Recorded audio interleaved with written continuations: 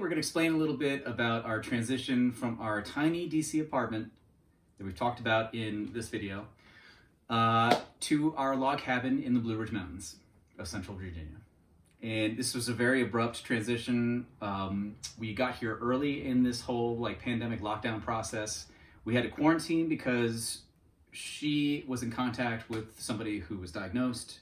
So we had to quarantine both of us for 14 days. And then it just, the governor locked down the state, stay-at-home orders, closed my business under threat of losing my license, stuff like that. So it just all kind of snowballed. So we ended up staying here. And so now we live in a log cabin with no kitchen, which has been a challenge. We'll get to that. But first, please don't distance yourself from the like button and please subscribe to our channel. It really helps us grow our channel and reach all of you.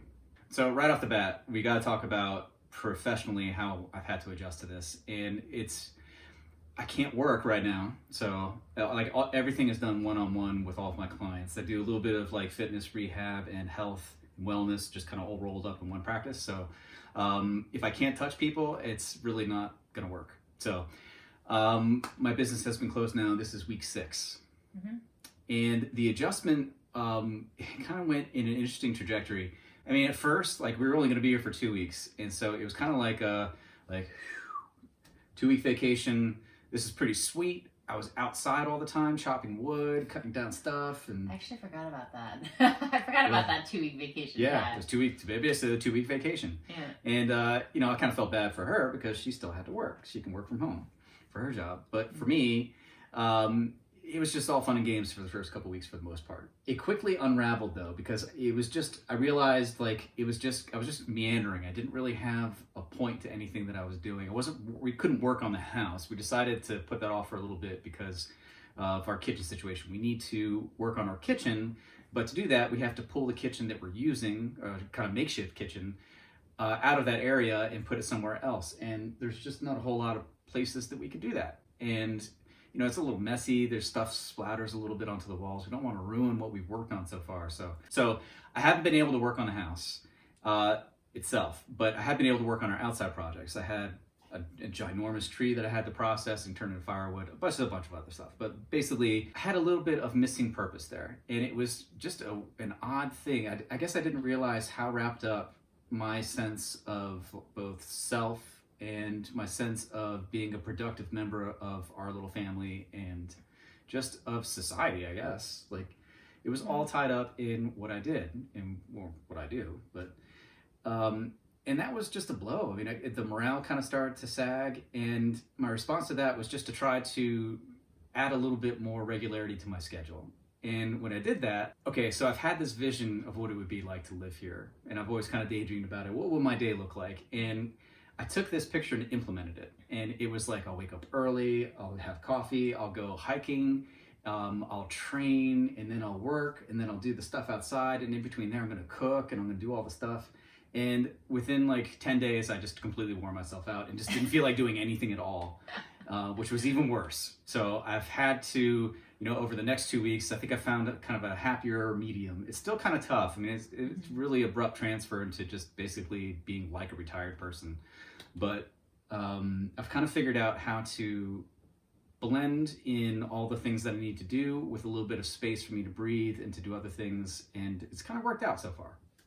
So while Gabe is dealing with the fact that his business is closed and he is trying to figure out what to do around the cabin, I have moved all my work stuff here to work from home. So I don't have a job where I can work from home. I've never worked from home full time before, ever. I think the only time I ever work from home is when we're on vacation, because I'm never not working. So, which is a separate issue. But on the whole, I've never worked home full time. We've never really had the capability to communicate with our clients and each other, in a way that would be effective to work full time from home. So this is brand new for all of us. And in the beginning, again, it was kind of that 2-week thing that he was talking about. It's only going to be a limited time. We just need to get over this hump. I was trying to work off of just my laptops, which was just, after 2 weeks impossible. I mean, I was just starting to lose my eyesight. I'd work on a lot of spreadsheets, a lot of small cells. So shoulders. I know, it was very difficult. I'm not complaining about this. I'm very grateful to be able to like continue my work and for us to like still have some income, because we had 2 incomes before and now we only have 1. So, which is a big blow to like our family, but obviously like we're grateful to have the 1 income. But just the experience of people who get to work from home, and I know there's I think they said it's only like 30% of the country that can do that. It's an adjustment for us too, you know, especially if you've always worked in an office environment and you've never worked from home, which has been my case. So, you know, I was moving like all around the house. I like couldn't find a place to be comfortable. Basically, we would work in the first couple of weeks. Nobody was used to any of the tools or the things that we were doing. And so in order to compensate for that, we were working 13-hour days. We worked a lot. Which, like, that was a terrible idea. I don't know why we were doing that. But, I mean, it was our clients, too. Like, everybody was just kind of scrambling because it was new. And so week 6 in, you know, my office is now set up. You know, my desk is set up. I have my monitors here now so I can do my work a lot faster. It's still like not as ergonomic or like as comfortable as my office, but I mean, like it's still like a makeshift type space. But we are being like much more effective, and I think people are starting now, just like in week 6, to like start ramp down and work like more regular hours. And our regular hours are already like 8 to 10 hours a day. So when we were like doing 13 hours a day, like that was really extreme, like even for our industry. So I think that it has been an adjustment for all the people that I work with that have to work from home, and our clients that have to work from home. But, you know, we are also like trying to feel our way through this pandemic and find a solution that, you know, works for everybody. Well, I mean, you've daydreamed about, or we've talked about at least, like, you know, the possibility of what it might look like for you to work at home. Is it what you expected, or is it different?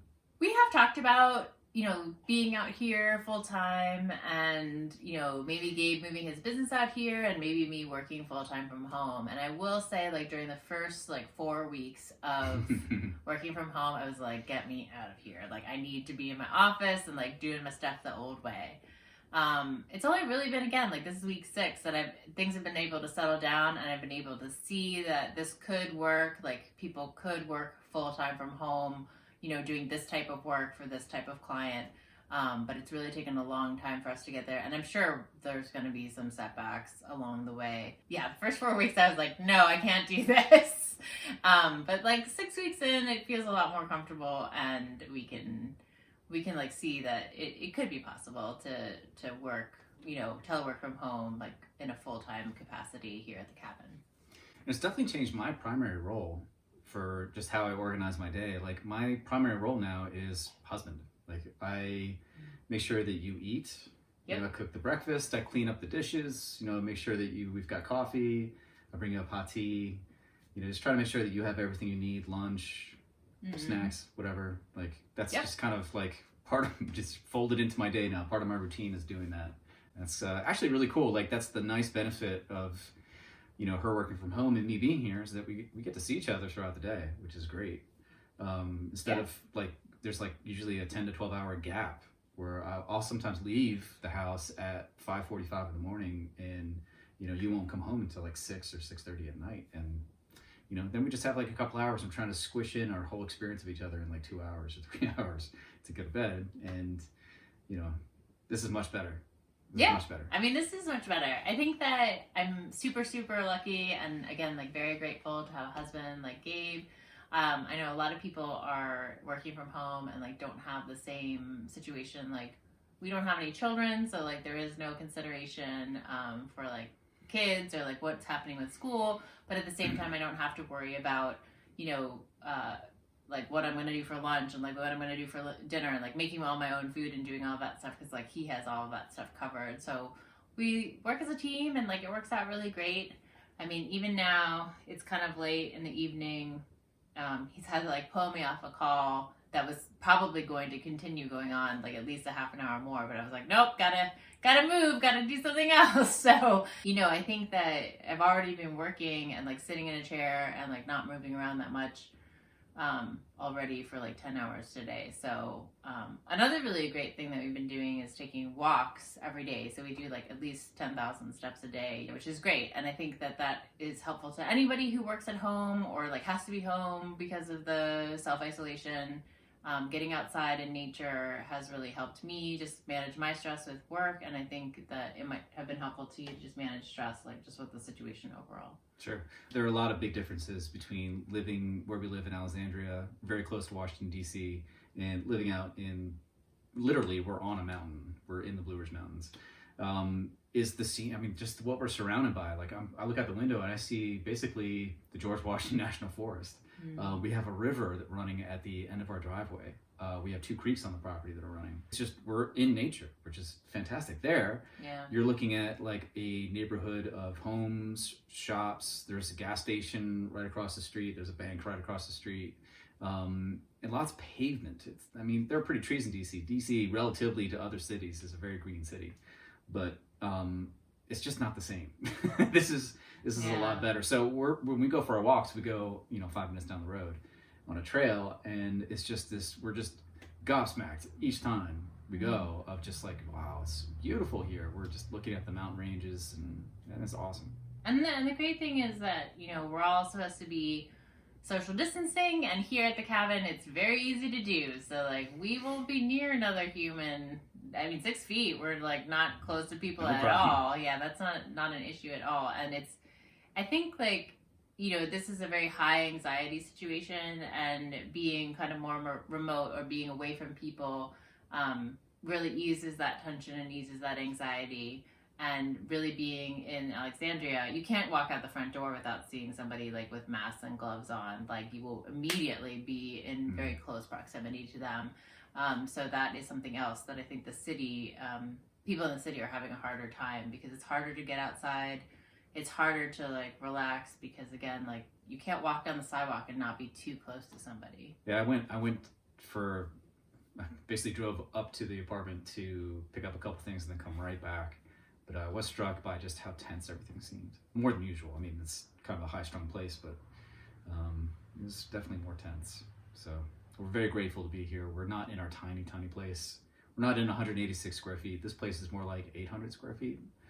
It's a palace. Which is a palace. Like, we have different rooms, and like, we sometimes don't see each other even when we're home, which is, I mean, yeah, I mean, like, the outdoors itself is like a totally different room here in the mountains, where like outdoors in the city, like, it's not the same thing. Like, you don't feel like you're getting away. I guess one of the trade-offs is that like, we have to drive everywhere to do it. I mean, I feel like we go through like a quarter tank of gas every time we like try to run an errand or go anywhere. And I've definitely learned how to consolidate all my trips. And actually, that was something I was doing to compensate. Like, I realized I was just running errands to feel like I had done something. And so every day I'd be like, well, where can I go? What can I do? And yeah, not a good idea. You're going to go through a lot of gas and a lot of time. So I figured that out and consolidate all the trips now. But, we are, instead of like rolling out our trash cans onto the sidewalk, we have to drive 15 minutes. It's a 30-minute round trip just to drop off our trash bags. So you get a couple trash bags in your kitchen, got to take a trip and go do that. So like 2 or 3 days a week we do that. Actually, one kind of surprising thing was we now have a cat. We have a pet. Oh yeah, we got a pandemic pet by accident. By accident. We just totally got adopted by this cat because we were here. And she would come around and just start meowing, and she's been doing that for the last couple months. And we might give her some sardines or something, but we started really seeing her consistently. She'd come around for pets, she'd come around for the food I was giving her, and then she sticks around. She just really became a fixture here. So we took her to the vet and just get her checked out, and we're gonna take her back for some boosters, for some shots and whatnot. But we really feel like she's kind of corralled us into like being part of our family. So, she adopted us. Yeah, for sure. She adopted 2 humans. Yeah, so that's pretty cool. And you know what? Never in my wildest dreams did I ever think about having a cat. I mean, we always talk about having a dog, but I never even considered it, and here we are. Other trade-offs in the good column, we have our queen-size parachute mattress here. Oh my gosh, it's amazing, guys. It is so amazing. We talk about it all the time on Instagram. If you don't follow us on Instagram, it's Bellwether Fields. But it is amazing. Parachute mattress. They only make one type of mattress. There's only one mattress that they offer. At the apartment, we have a full size. Yes. We sleep on a full size at the apartment and a queen size here. And it's like the air gets stuffy, so like temperature's really weird. I start sweating in the middle of the night. In the apartment. Yes. The apartment we were in, it was a house that had 4 apartment units in it. And it didn't have those commercial floors in between the floors. Like, didn't have the concrete. It was just wood planks, I think. Yeah, just wood floors. Yeah. So our like neighbors... you would have in a regular house. And it's very loud. So, like, if you've lived in a house with people, you know how it is. But, like, people will just, like, bang around. So we just listen to our neighbors clomping around at all hours of the day and night. We don't have to do that here. It's completely quiet. And actually, that was kind of weird at first, how quiet it was at night. Oh, really? I thought so. I like it. I mean, I like it, but it was just kind of like... It was weird. The sounds of the cars. I really don't notice the neighbors as much as you notice the sounds of the cars, though. Yes, I just don't like the sounds of cars. And so, like, we can't open our windows in the apartment because, like, we're right next to a busy street. So immediately there's, like, so much noise, like, from the street. Like, there'll be construction noise and cars driving by and people's radios and their conversations. Like, you just can't have anything open. Mm-hmm. Not here. So that's our story. That's how we've transitioned from our DC apartment into a log cabin in the Blue Ridge Mountains. We hope that all of you are doing okay. I know this is really a struggle for a lot of people. I really hope all of you are okay, that everybody has their health. We're going to come out of this. It's gonna be okay. We love you guys. We hope we see you again soon. Take care. See you next time.